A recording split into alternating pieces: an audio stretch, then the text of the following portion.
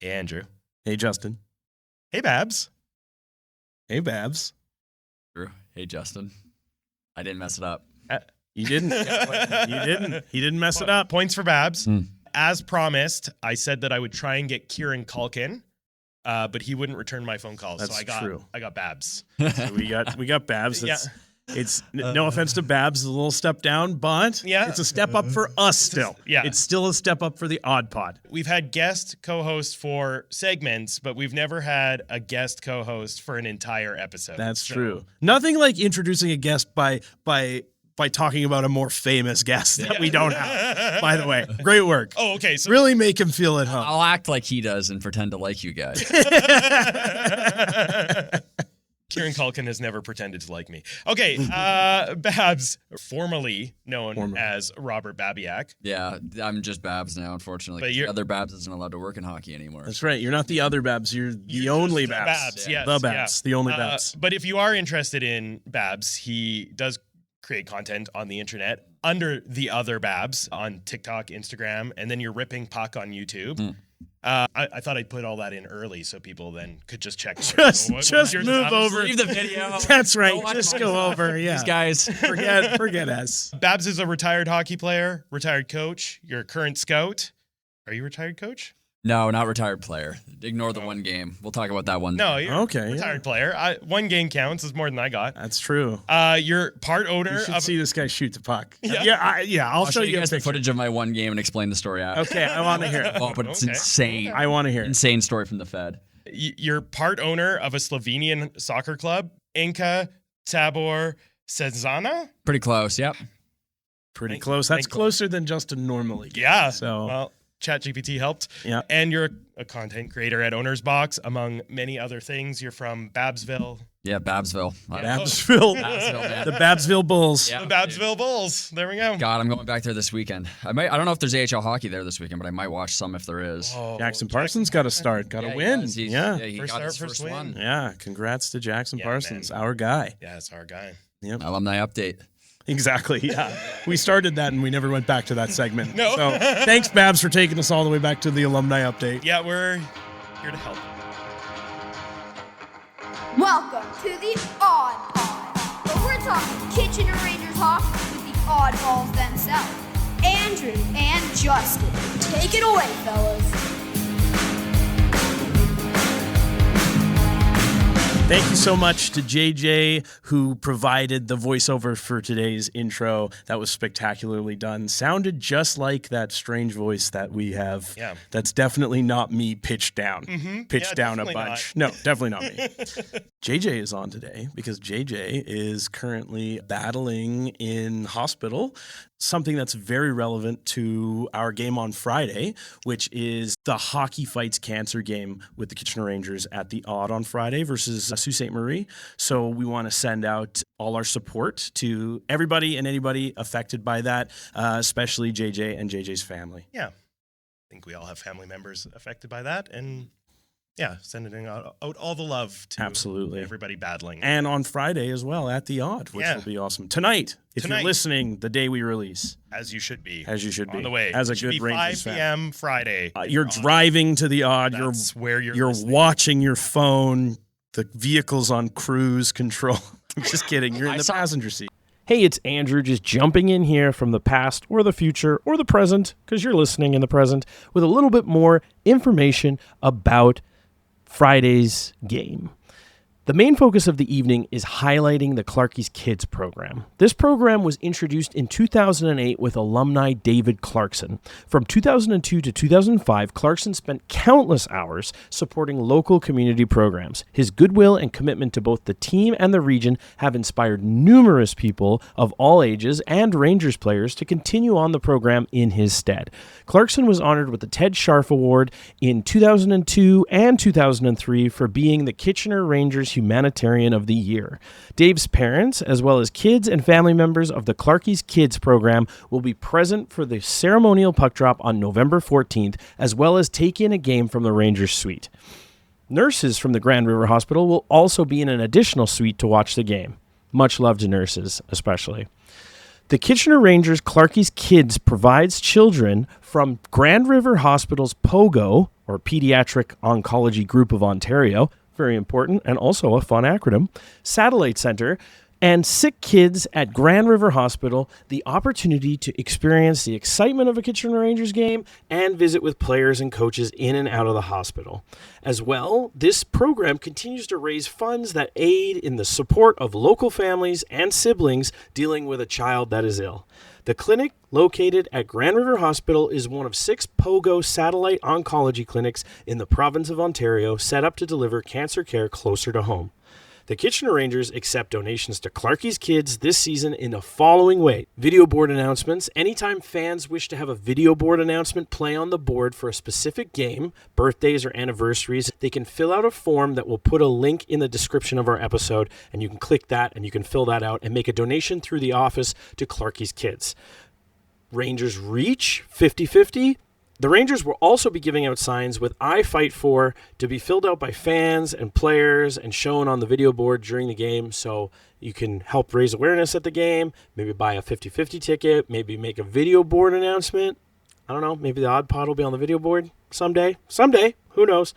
Not everything's about the AudPod, okay, Andrew? Very important cause. Clarkie's Kids, very important initiative. David Clarkson, great hockey player. And thank you so much for doing this. I'll see you at the game on Friday. Now, back to the episode. Okay, there's something I wanted to talk about today. I got a bone to pick. Oh, is it with me? I got a bone to pick. I mean, my specific bone to pick is with Eric Francis, Sportsnet reporter for the Calgary Flames. But Eric Francis is just one of what I'm assuming are 32 people who are this person for the Mark Spector for Edmonton. 32 in the NHL. Yeah, 32 in the Countless NHL. others on the internet. For sure, yes. Yeah. I'm sure Toronto has one as well. Every Toronto Sun employee. So more than 32. Yeah. At least 36. Yeah. And it's really around so specifically what I'm talking about is Zane Parekh. So Zane Parekh, obviously we know he played for Saginaw last year.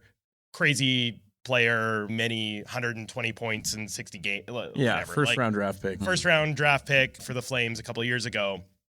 Very talented young man. He's 19, and the Flames are in a rebuild right now, so they're bringing up more young talent than the average person. Yeah, assuming he's not the reason they're in a rebuild. No, he's not. Yeah. He's the future. There's a lot of conversation created by Eric Francis around, is this guy too young to be in the NHL? You know, there is that bit of we're in a nebulous area where they have put in a rule for the AHL for next year where a 19-year-old, they can put one person in the AHL. That isn't in effect this year. So he would probably be a prime candidate for that, I'm assuming. But, you know, I think the Flames assumed he's probably too good to come back to the OHL or something along those lines. I'm just kind of curious. Babs, especially with you here, I'd love to hear like your take on these types of players. Yeah, I think it's kind of part of the reason why Easton Cowan's development isn't at a higher state than it is currently, because when you're playing against guys that you can dominate against with ease over a long period of time, you start to develop bad habits. And I think that's something that you can see with some guys. Easton Cowan was able to do stuff and get away with things that he would not at a higher level, and he was stuck there. He probably 19 would have been that guy that would have been in the AHL, and maybe he would be a more comfortable NHL player right now if he had had that time. So you look at the same thing in Calgary. They have all of the opportunity in the world for guys to play. You can Luke Shen a guy and push too quick, and then I know Ron did a bad job with him as a coach in Toronto, but on the flip side with this kid, he's a very smart young man. I think he can probably handle it differently than others guys can. Like I said, he's exceptional when it came to his schooling. You look at his hockey sense, it's high. And that's part of the reason why he was able to rack up so many junior points was because he is a very smart player. But when you're playing against guys much bigger than you after dominating for a while, I don't want us to call it a hangover, but it basically is. There's a transition. Yeah. And he seems like a guy, like there's some of these guys right now that I look and be like 18 OHL, 19, NCAA, 20, AHL, NHL. Right. So I think that stuff's going to kind of break it up a little bit. Generally speaking, a lot of the reporters, though, that are negative about players just kind of need something to talk about. So you just picked a victim. But that's my long rant on that specific subject. And that's sort of how I view it, too, is like he's sort of victimizing Zane Parekh because the Flames went 3 games without scoring a goal. So like there isn't that much to talk about. It's also there's also a level of like he's the hyped prospect. Yeah. He's the young guy. I'll say this after being through like the eternal rebuild before they got Connor McDavid. It was the same thing in Edmonton. It was they would pick on a guy that was like young and had potential in the sense of like, why isn't he doing more? Yeah. And you're like, because no disrespect to some of these like journeyman players, but they were like bona fide AHLers who were like littered through the lineup. And then you're picking on like the kid who's maybe like might not even be a first rounder, but in some cases he was a first rounder. I think of like Sam Gagner or there's just other players. Rob Schremp is a perfect example, and you can actually pause this right now and jump over and watch the media that you've posted on Ripping Puck with Rob Schremp. Rob Schremp was a cult hero, I'll say, among teenage Oilers fans in that era, and which I was one of them. And like we used to dream about Robbie Schremp playing for the Oilers, and I think we got like a game of him, and he had like 2 assists or something, and then got immediately sent down. And all of us is like, this was the future, this stick handling phenom. We were like, what? like what? But he's good. Yeah. And obviously you can hear it directly from the horse's mouth on your channel. Like just as a fan and dealing with that kind of media attention, I can't imagine what it was like for him, but as a fan, it was extremely frustrating. So I know what you're talking about. Yeah, I think give these kids a break. Yeah. Like, let them adjust. Like, you know, we saw some success. We're seeing success with Leo Carlsson right now in Anaheim. And they did that thing where they basically played him every other game. Like he only played I'm sure, because I know there's a thing that comes into play when you play 40 games in the NHL. So I'm sure he played 39 games that first season.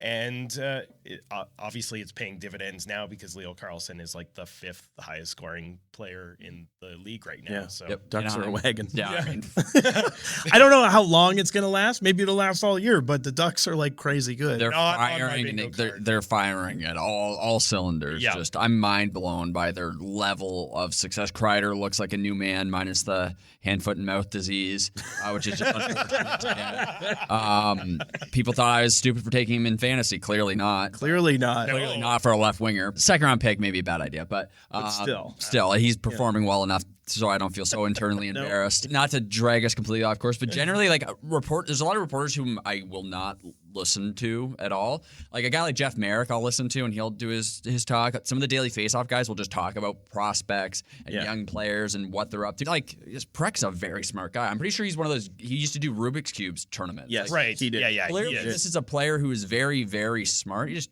give him his time to sort it out. Yes. He clearly has a hockey mind. He has a mind, period, and he can figure it out. It just takes time. Yeah. And he was dominating these kids really that he probably shouldn't have been, and he wouldn't if this was 2 years later. He would have all the options in the world. Yeah. So And he's not surrounded by like the strongest team. yes. I mean, like look at the first line. I think it's Kadri, Farabee, and Frost on a good day. Frost is right. The second line, I think, tonight or whenever, it's like Frost and Hubert are on the second line. Oh, there you go. Yeah. So they're just like doing They stuff. move guys around all the time. Yeah, it's not Throwing- going well. Yeah, No. stuff at the wall and see what sticks. Pretty much. Yeah. But I mean, that is part of being a junior player and going into the NHL is that the press is going to be.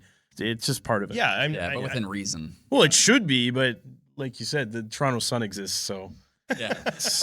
Brian Burke and them did not get along ever in Toronto. Yeah. So imagine that in a different market. yeah, But we should probably get back to some regular scheduled. we programming. should absolutely. Maybe recap some games. We should recap the weekend. We had 2 games on the weekend. Friday night, we saw Saginaw for Pete DeBoer night at the Odd. Classic. That was an amazing moment to be in the building for. Yeah. Especially not having been here and been a Rangers fan during those years.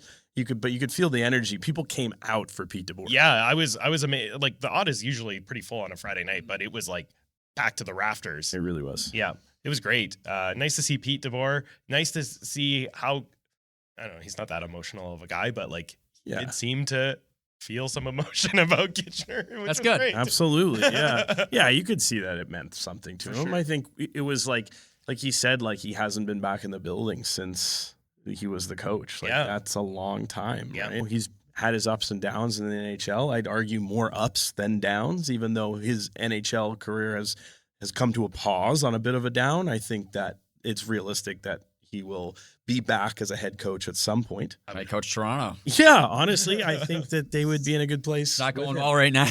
No. I love the guy there, but maybe some Ontario experience would bode well. Yeah. Some Ontario Hockey League success would bode well in Toronto. Absolutely. Yep. Yeah, I said last week on the pod that there's definitely worse coaches in the NHL right now than Pete Yeah, and DeBoer. I like Berube. I just don't know if he seems like he doesn't want to be there. That's how stupid the guy's playing. Yeah, I like Berube too. I liked him as a player. He's tough. Yeah, a good NHL player, but the team doesn't seem to want to jive. But the Rangers jived for sure. They Yeah, did. Friday. On Yeah. Friday, they had the energy was palpable. Thank you for bringing us back around to the Rangers. At least somebody can get us back. A true professional content creator. Yeah. Yeah, we did win 5-2. We did. Yeah. And the scoring opened with our Western Canadian boy right there. The Alberta boy, Caden Schneider, with his second. He's on fire. I mean, Exact same shot. yeah. It's a bomb from the. he goes high from circle. like kind of struggling to get into the lineup because there's tons of defensemen on this roster who can play at this level to now it's kind of like they can't get him out of the lineup. Not that they want to, but No. it's their force. He's forcing their hand.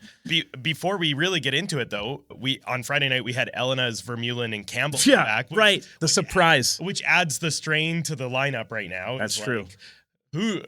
How they decide who's not The playing. positive strain, the It's good insane. strain. Yeah, for sure. Yeah, the positive strain that you've got guys in the press box who could potentially play bottom six on any OHL team, really. Yep. But yeah, Caden Schneider got it started from Luca Romano and Tanner Lamb, of course. Yeah. He's all over the score sheet in this one. And then later in the first period, only a couple minutes, Christian Humphreys gets his 7th of the season from Chromiak and Pridham. Yeah, I mean, it was a great start from the Rangers. Yeah. They High felt energy. the energy. I will say that the first period was the highest energy from both of the two teams. I think we kind of at the game felt like there was an energy level drop. We'll talk a little bit about that as this game recap goes on. Barabanov, who is literally, I mean, he's the second highest scorer on Saginaw only because Klepov has like a crazy amount of points, but Barabanov is lighting it up. He had a nice goal, his 8th of the year on the power play. Unfortunately, that penalty killing streak is over for the Rangers. And then the first period rounded out with a close. We'll talk about that penalty actually on that power play. I do want to talk about But we'll get through the scoring summary in the first period. Cameron Reed rounds out the scoring with his 2nd of the year from who else? Tanner Lamb. That ended up being the eventual game winner. So it's 3-1 going into the second, sorry. That power play sequence. Yeah. We want to talk about. I mean, we want to talk about the good things too, but the power play sequence in particular for Saginaw. It was a hot mess. Yeah. It was, okay, so from my perspective, I know when it comes to officiating, this is more of a subjective than an objective. And we're openly biased, outwardly biased Rangers fans. For the Rangers. There was a blindside hit by Barsh on Anstis. Diricolo comes over. I don't want to mess with Diricolo. No. He drops the gloves, and then he tries to get Barsh to drop the gloves, who reluctantly.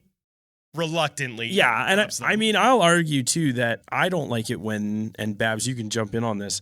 I don't like it when players have to atone for clean hits. I think we can all agree that it's a stupid thing that happens, but I also understand that people are emotional, and when you see your teammate get laid out, sometimes you're like, okay, I have to stand up for him. And you don't always know if it's a clean hit. However, I didn't think that like, granted, I'm up in the Blues like press row, and I'm looking down at it, but it didn't look like a hit that needed to be made, if that makes sense. Yeah.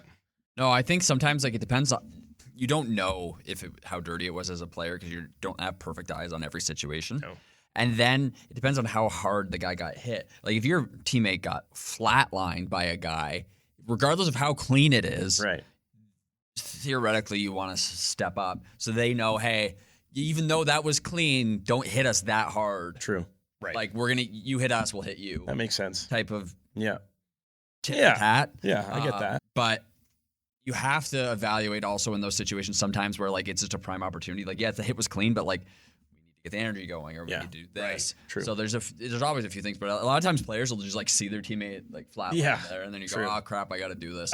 Regardless. Yeah, and Diricolo's no stranger to taking a fight or having an instigator in this case. Yes. So there was no call on the initial hit because it did kind of happen sort of to the side of the play, not necessarily behind the play. But. Yeah, I can see that if it was, I can see if the refs missed it. Like it wasn't in a conspicuous place on the ice. No. And then, so Diricolo gets tossed and gets the instigator. So then Saginaw is on a 2-minute power play from what we felt was a hit that the Rangers should have got a power play from. Agreed, yeah. And then there was a lovely sequence, like 1 minute into this power play of Cameron Reed getting just tripped upon. It was full on trip. It was a trip. Down. Yeah. Like clear cut dictionary. Clear as day. Trip. And then probably an interference. Yeah, exactly. Yeah. It felt like at least you got to take one of them when the power play is committing the penalty, correct. Right? Like, and then it led to Saginaw scoring because immediately there were no players left. Immediately, yeah. There was 2 guys taken out of the play for the Rangers, and they were already down on a 5-on-4. Yeah. And we do try and watch it as unbiased as we can, considering we want the Rangers to win 68 games. Yeah. But there was a level of like, I'm kind of like, why aren't they? Okay, so they didn't call the initial hit. They're not calling that. They're not calling that. It's like usually you breathe on a guy out when you're on the power play and they're like, yeah, you're going. Yeah. Especially if they think that they may have missed something. Yeah.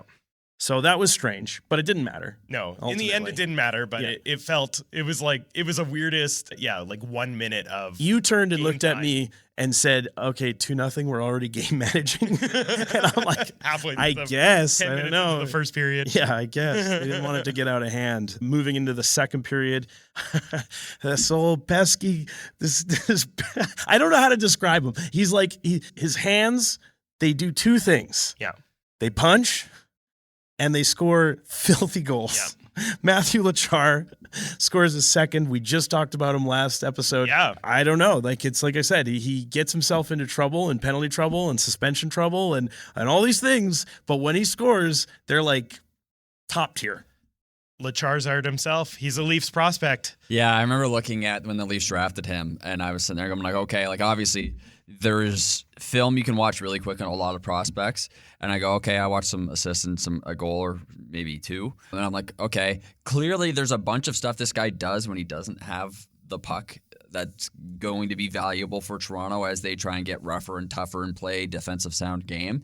And it's funny to see what he does because it reminds me of Robertson in some sense, where I'm like watching the guy, I'm okay, yeah, like he's grinding, and I go like, that was insane. Like, where'd that come from? All of a sudden it like sparks, and then he has an unbelievable play. So hopefully, as a players develop in junior, you can like chain those more together, and then you start to see like, okay, this is what everyone was looking at, and this is why he's probably maybe a risky draft pick by some senses, but the upside.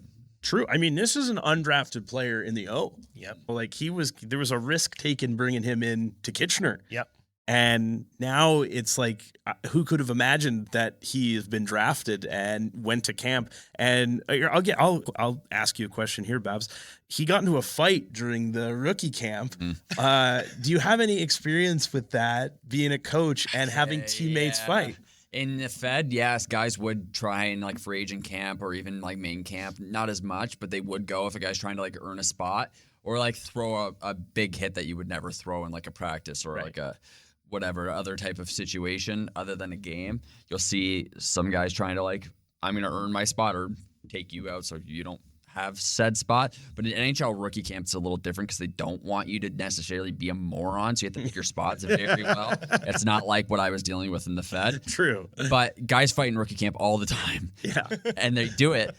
They know they're not making the roster. They know they're not getting a contract this year or maybe the year after. They're like, I'm putting in so they remember me now. Right. So you're investing in something for 2 years down the line when they're like having the option of like, hey, we're going to bring you to the Marlies. And they're like, sure. Yeah, you know what? Yeah, maybe he will be the guy that can throw. We've seen him do that. Like the player you are in junior doesn't always equate to the player that you will be at the NHL level. Yep. You have to do different things. There's so many top 6 forwards in the OHL. They're going to end up being bottom 6 guys in the NHL. Yep. Right. So what more Definitely. do you have for us? So you see guys that don't really fight that much do fight in rookie camps. Right. And we'll come back around on that a little bit too. Lachar's goal was from Avery Anstis and Max Diricolo. So Diricolo. But it was good to see Avery Anstis back on the score sheet. Like I said, there was 2 forwards came into the lineup, and Anstis is still in the lineup. And there was some concern. We had some DMs from people saying that like Anstis is good. I don't want to see Anstis in the press box because these big dogs are in, like, just because you'd want maybe a more physical player in your bottom 6.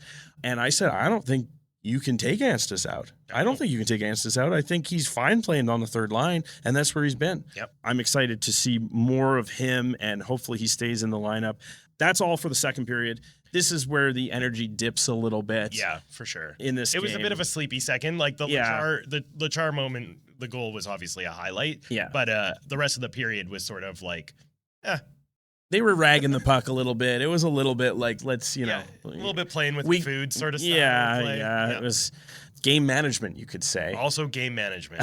Then we get into the third period. Carson Harmer scores for Saginaw, and eventually the empty netter for Kitchener, who other than Tanner Lamb, with a 7th from Cameron Arquette It was and a pretty Luca unselfish Romano. play by Arquette to get Lamb the puck. To It put sure in, so, was, yeah. But I think Tanner Lamb, or I should say Cameron Arquette, has benefited from playing with Tanner Yes, Lamb a for few sure. times to get him back there. Get him a goal here and there For sure. for the stat line. Which might be a natural transition to talking about Tanner Lamb's season so far a little bit with Babs, because Yep. you do scout and you have coached, and we have talked at length about maybe somebody like, Matthew Lachar, who is a big guy, plays a physical game, getting drafted, and a guy like Tanner Lamb not getting drafted. Now we've seen Tanner Lamb has taken it personally. Tanner Lamb has taken it upon himself to play to a new standard, even though if you look at the statistics from last year, he had an incredible year for a young player who is small,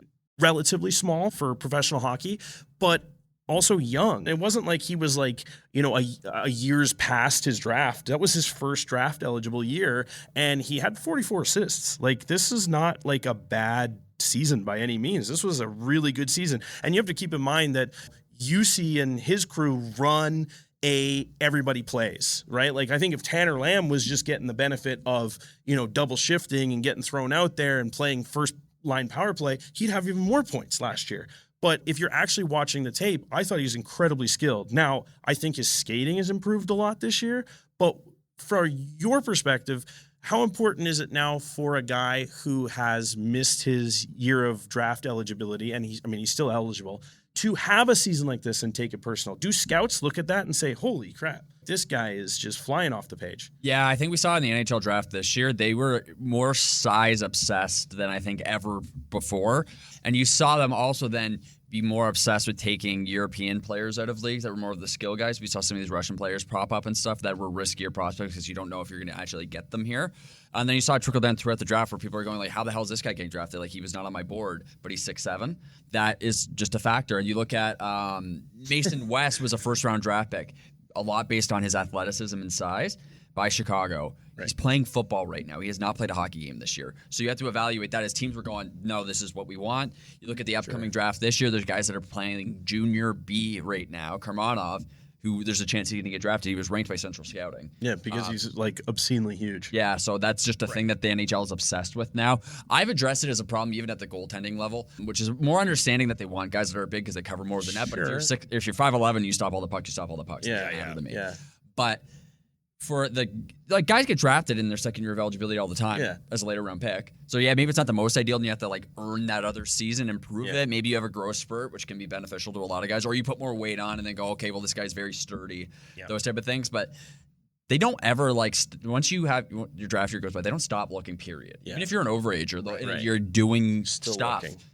They're gonna go, okay, well, this kid's doing stuff, right? So Jackson Parsons. Yeah, right. Exactly. Good point. AHL. Yeah, exactly. Boom. A lot of times before, people were like, oh, I'm down. I'm going to go play U Sports. But he immediately earned his opportunity by the fact that he just played outside of his mind. CHL goaltender of the year. Yeah, exactly. He just said, "Okay, fine." Yeah.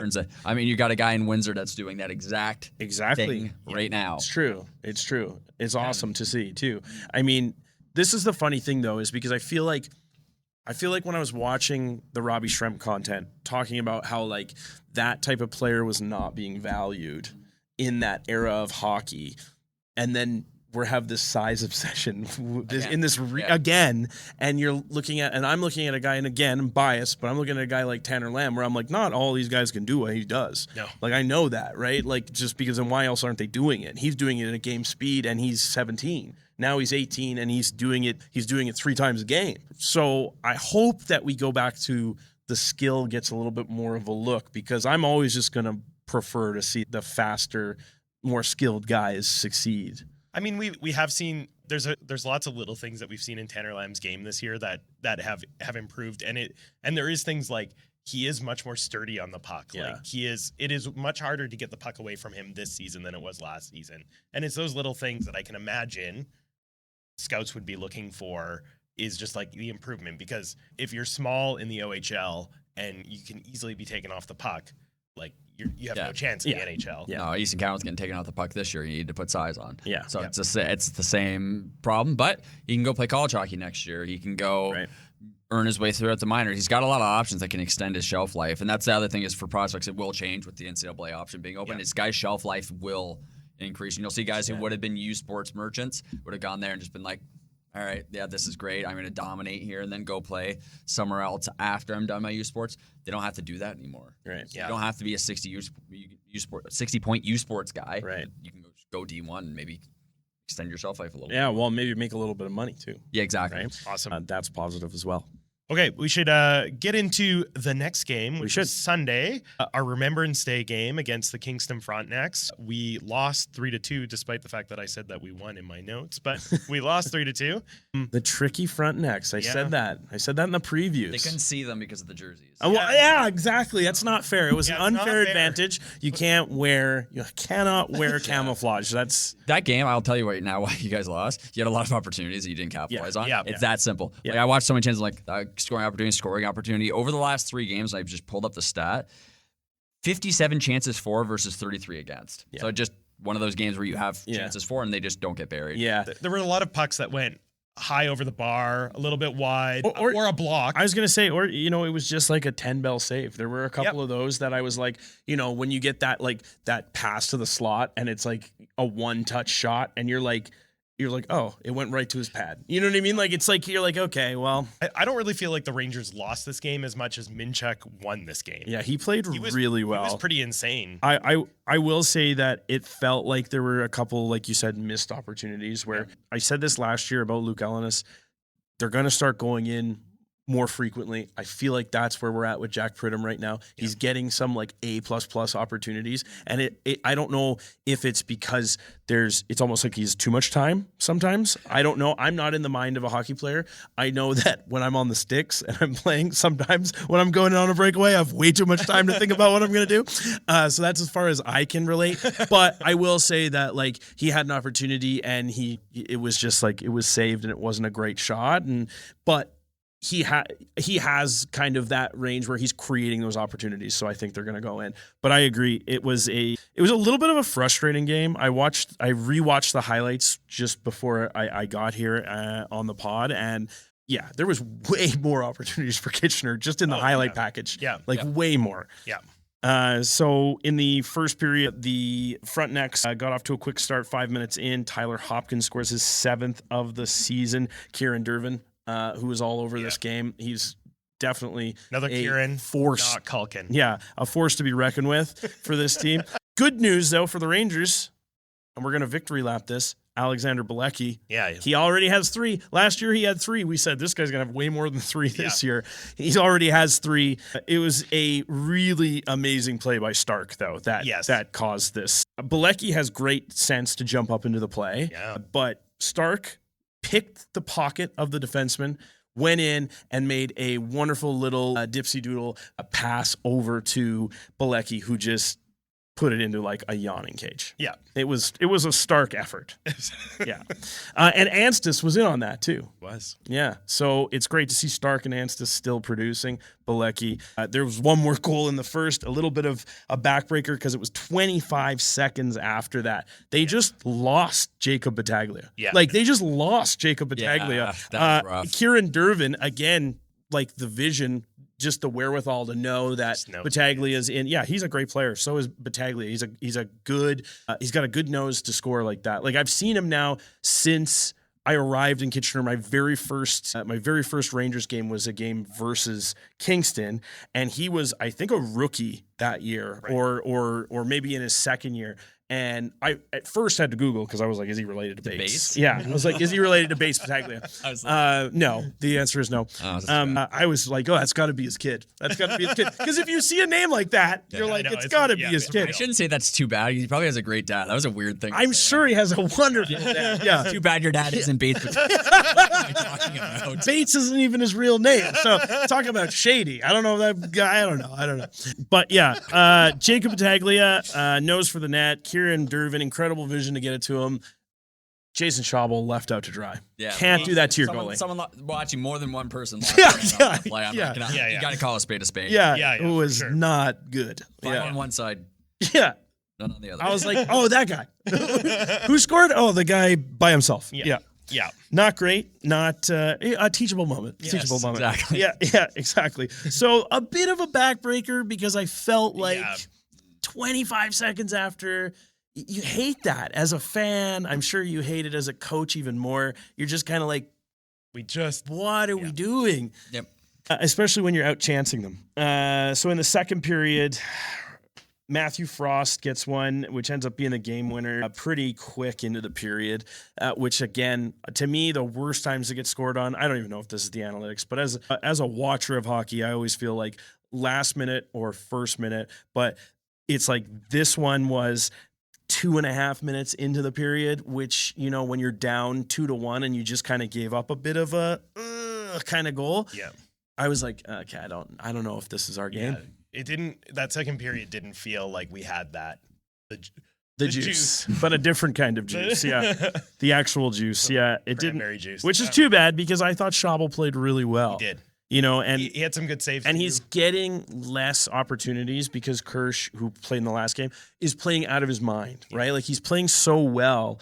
And I really don't want, you know, like a flat effort to affect maybe Schabel starts. So hopefully they continue to rotate them. I have faith in our coaching staff that they can see beyond. I do too. The numbers of the week. I do too. I guess I'm just saying this because Rangers fans have a tendency to go after the goalies. Yes, they do. So I guess I'm just saying, like, Schabel played well, Protect guys. our baby Schabel. Yeah, Schabel played well. You know, how long are you guys gonna have your coach for?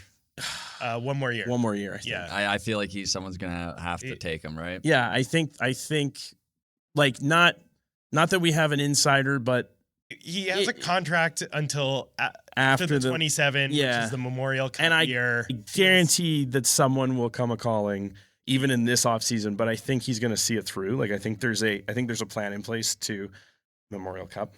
Essentially, right? And the team is kind of built for 2027. So I feel like there's a certain level of like, let's get to the finish line and then sayonara. His whole staff, they're all in until the end of next year. So the clock is running for us to win him over to be on the pod. Yeah. That's the real thing. So we had me. That's what I'm saying. See, this is the thing: is we have a professional coach. Now we need to just keep moving. Now we need the scary. In comparison, the other one. In comparison, significantly more tenured and more accomplished, more knowledgeable, probably a lot more handsome guy than I. Yeah, well, I mean that goes for everybody on the panel. Let's be honest. All right, okay. I'm just trying to butter him up. I'm hoping, like, you know, one of these Finnish fans are like, you see. They said you were good looking. All right. Anyway, in the third period, little too late, Luke Ellenis scores his first, which was great. Nice to because see. It was nice. You know, forget the result. At least Luke Ellenis put one in the net, and so now, you know, the Avalanche can come now. Carson Campbell, not the Colorado Avalanche, but the Humphreys had a pretty good game. Yes, even though he didn't end up on the score sheet. Okay, Babs, the Rangers power play. We went 0 for 5 or 0 for 6 this weekend. Yeah. It's been pretty stark on the power play the last few weeks. And not Mateus. Not Mateus Stark. Yeah. Or Tony. Or Tony. Or Tony. Tony. Rest in peace. Like Spoilers. what are you seeing out of this power play? It's fine. They're just gonna. It'll work. Oh, okay. Yeah, seriously. It's just it's luck. No. It's just there's the odd thing that coaches have to adjust, but it's just the mathematics of sometimes the power play is like saying it's teetering at a lower rate, and you're like, what the hell, this isn't really working, but it totally is. It's just this point in the season, and then 3 weeks later, you're not saying anything, and they didn't change anything. This is Right. okay. So this is what we experienced last year following this team. There was these stretch. Well, especially early in the season, there was actually more shorties against the power play. That was a different issue. I knew a lot about that when I was coaching. But then later on, a negative goal differential. it was on the power it was play. So insane. did we at one point. Later on in the season, it would just do this, and I know that they always do that, but there's a certain level of like, you're like, when was the last time we had a power play goal? Yeah, I'm like, as a Leafs fan, I'm so incredibly used to that because it ebbs and flows. But then it was to the point where you wanted to pull your hair out. But with this Kitchener Rangers team, it's different demographic, different mentality. So I don't have any cause to be. They'll do the exact same thing, and then it'll work. And it'll just happen. It'll just work. Okay. Nothing will change. What would you improve about this Kitchener Rangers team that you've probably had limited time watching them because you're a busy guy, but just generally without making acquisitions, because I don't think that's going to happen. I'm putting that out there. I do not think there's a trade in the works. I think this is the roster, barring some sort of like catastrophic injury where they have to replace someone important.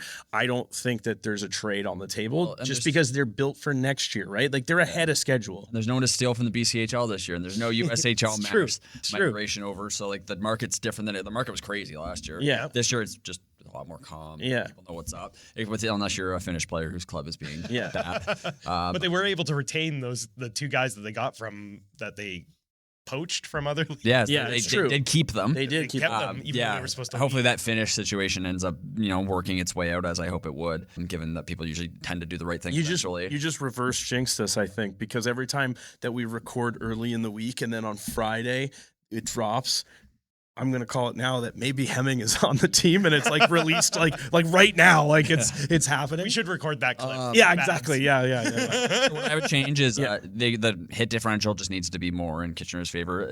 Over the last couple games, it was like 13-16. Just even that out a little bit, throw the body a little bit more, and then faceoffs on the year are sitting at 50% according to Instat. But over the weekend, they were not that. So just a little bit better on the draw would allow for a lot more opportunities, I think. But they're so deadly. Like the counterattack we're seeing out of this team is so good in transition that it can lead to a lot of goals. Yeah. So you add winning a couple more draws to that, I think you see more goals. Maybe that Kingston game goes a little different.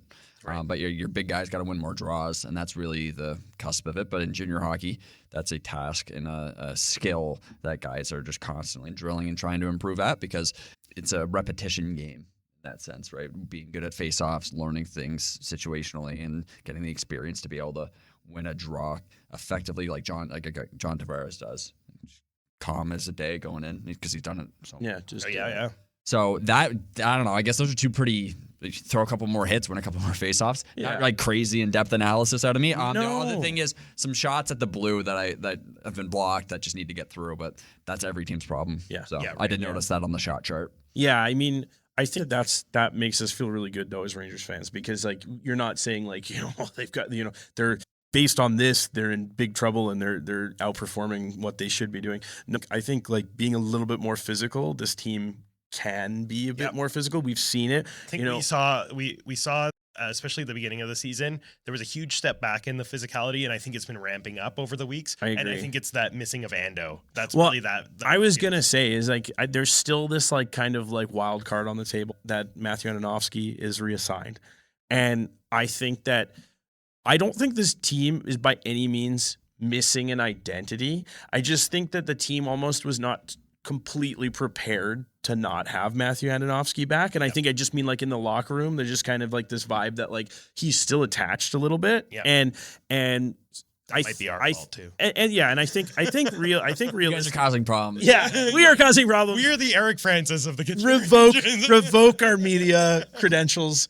But I do think that as the year goes on, we're going to see more of like, this is Cameron Reed's team. And we're seeing this. Like, he was a little bit slow to get going in the goal department, but he's been playing really responsibly defensively. So, we're going to see more of that as it goes on. I think like Luke Ellenis has only played two games and he has a goal already. Vermeulen brings a presence as a veteran player in the bottom six. Carson Campbell blocks more shots than he probably should. Yep. It's, dented suit. I keep doing it, man. But like I'm saying, He had some great blocks in that Kingston game too. It was keep doing it, man. But at the same time, I'm like, I don't know, man. Like that's black and blue forever. I think Chris Tanev of the yeah, exactly. And look how much they're missing him. We need him back. I keep saying we like I'm part of the team. Yeah. Well, I mean, if you're still a Leafs fan and you're in your third decade of life, I think you are part of the team.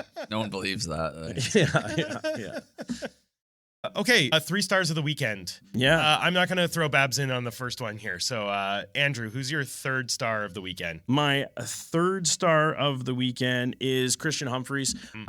He had a couple of assists and he had a couple of amazing defensive plays. I don't think he gets enough respect as a defensive center. Yeah. I think that when you look at all the like scouting and all the talk about him, you go on like his elite prospects page, it just talks about his vision and it just talks about his playmaking ability. But he had like a couple of like hustle back plays, especially in the first game, where he picked the puck off like a passing lane and the play went the other way. And you were talking about how deadly they are in transition, right? So like he's just, to me, I just want to give him some flowers on being a defensive forward. He gets a stick lift in there too every once in a while. He'll just bump a stick so that a play can't happen. And it's nobody ever talks about it, but it's just like, and he's still on the score sheet. Yeah. He's still collecting apples. Yeah. Who's your 3rd star? Christian Humphreys. Go. I was trying to sit there and memorize everything that you said because I was just going to try and repeat it. I love it. I love it. Great. I love it. Okay. Babs, did you do your homework? I actually came here with notes. Oh, amazing. Okay. I was inspired by your theme last week. So I went with a theme this week. Oh, good. Mine are flowers for things that probably should have been brought up as a star in the last few weeks. Perfect. So my 3rd star of this week is the 15 for 16 on the PK over the last 4 games. Nice. Yep. I mean, the PK has been insane. Yeah. We just talked to, we were just down about the power play and Babs reassured us. Yeah. It's got us back on track, but the PK is killer. Yeah, it is. And we can't forget that. Guys just commit, I think, to whatever it is they're doing. It doesn't seem like anybody is, nobody gets rattled, it seems, on the penalty kill. Yeah. Yeah, for sure. Okay, Andrew, 2nd star. It has to be the guy who got his first goal in a surprise return on Friday night, Luke Ellenis. Yeah. I just think he's just such an important player. I mean, he'll forever be on the wall in the players area on the way to the dressing room in the hallway. Yep. As scoring that overtime winner against Windsor. I mean, he's just like in the lore, and so he's important. He's important. He's just like, he's an energy guy. He'll fight. He'll do whatever. Have him out there. Give him the 2nd star. Iceman. Yep. Babs. Tanner Lamb. I was impressed Yeah. when I was watching film on Instat, just going through the highlight package there. He consistently was doing stuff not with the puck that I liked. And I think that's usually a gold standard in my book is what are you doing when you don't have the puck or you're not in the middle of a play? Yeah. I was very impressed with what I saw out of him. Also, he's on the stat sheet. Like, he was there. Yeah. Hell like, yeah. Obvious. Always. Everyone saw that. So very impressed with Lamb. Nice. My 2nd star is Jakub Kromiak. The goal in against Saginaw, he was the assist on. It was a purposeful shot for a rebound that ended up with the goal. And like I said, this is flowers for things in the past. He's done this play so many times, and they don't always result in goals, but he does do those purposeful shots to get good rebounds to guys in front. So he's a smart player. He's a very smart player. Very smart player. I won't argue with your 2nd star because he was my 1st star. So Tanner Lamb. There you go. Yeah. Is this my time to give my Your Now 1st it's star. Yeah. You both cheated off each other. We did. We're cheating now. So I'm going to say the Troops for my number 1 because there was a lot of people coming in to support them in the arena this past weekend. Nice. And then with both teams having jerseys, which I thought was a fantastic touch out of both teams between the camo and the Kitchener jersey. Yeah. I thought that was a very nice touch, and I wish that we would see that applied in the NHL, I think it'd be great.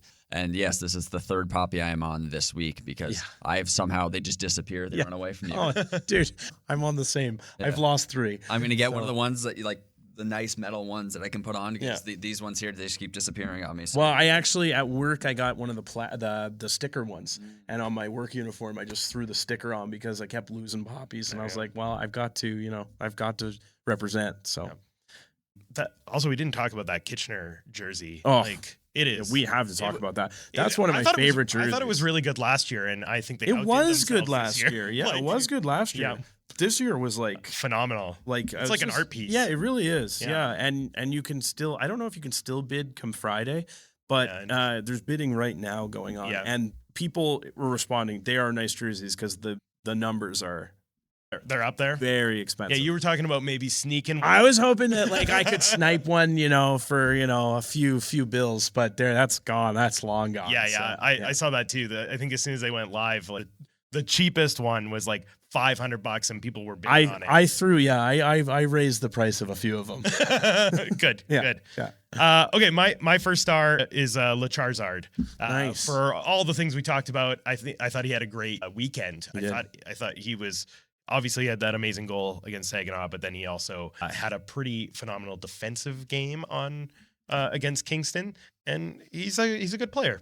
He is. He's proving to be a good asset, especially when he can kind of stay out of the box. Yes. I mean, you like the physicality, but you don't want him to take too many undisciplined. Clean. Yep. Next week, we got 3 games.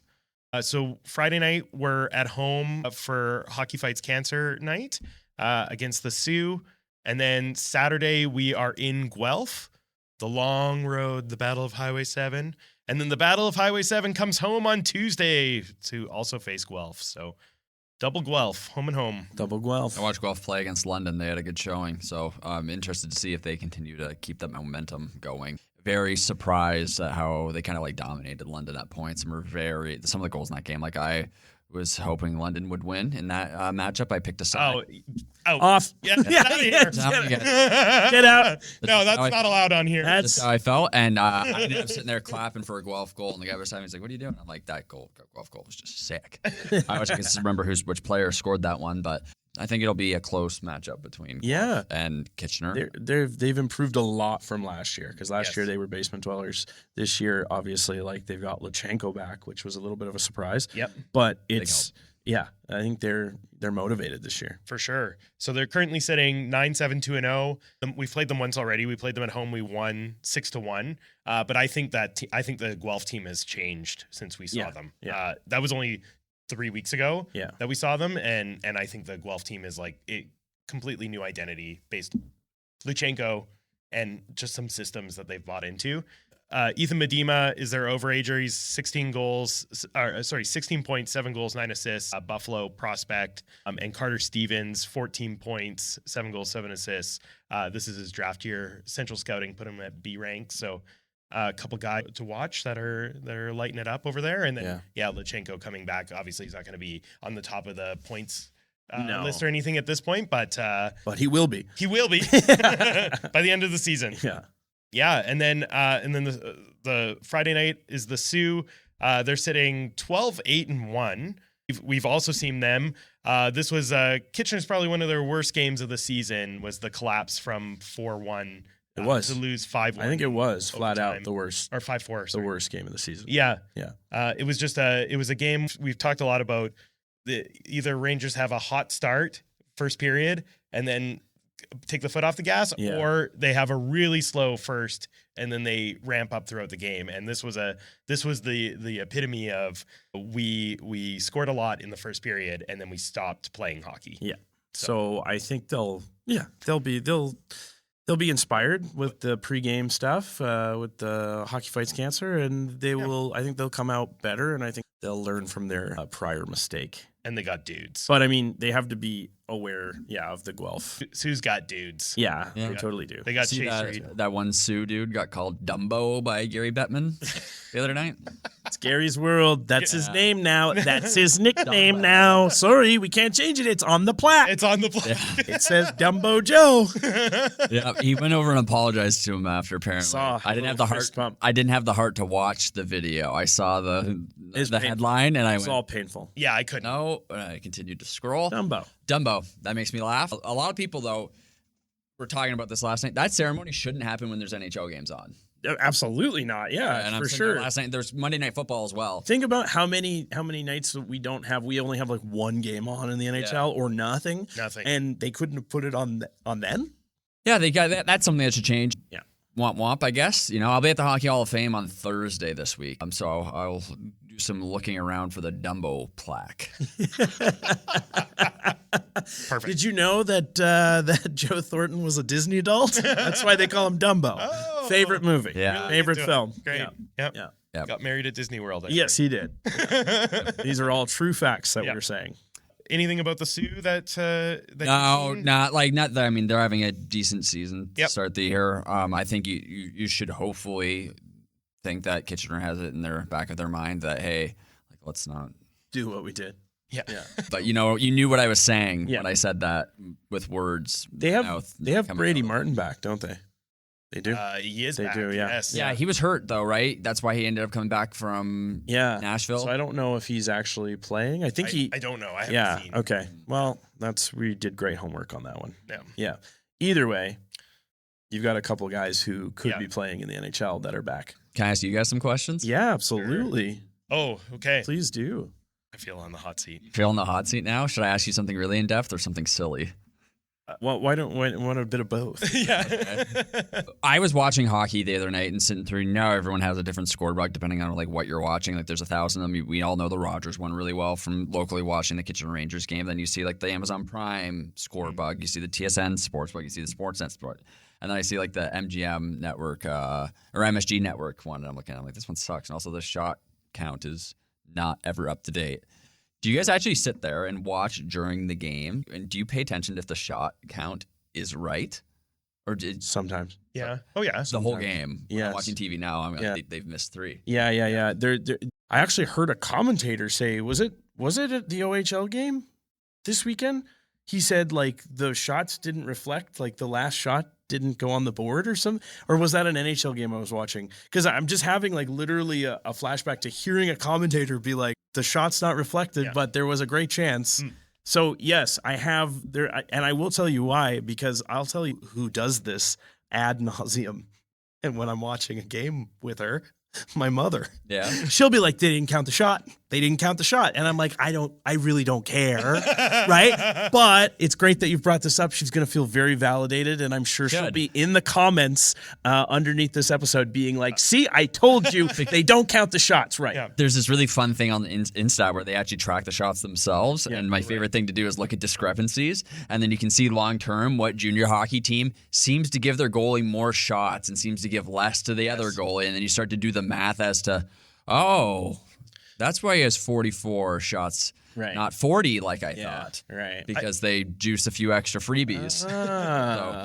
Who could it be? I had heard that in the NHL there was a bit of an in-house cleanup when they started getting into bed with the betting Yes. companies, Right. Because For props. because there was discrepancies where it's literally just like it was some guy who's been doing it for 40 years and he just likes his team, so he gives them more. I know that Florida gave Sam Bennett had an inflated hits Right. his first year, Yeah. because that was kind of the transition period, and Right. and then his hits went way down. And I know this because of fantasy hockey, but Yeah.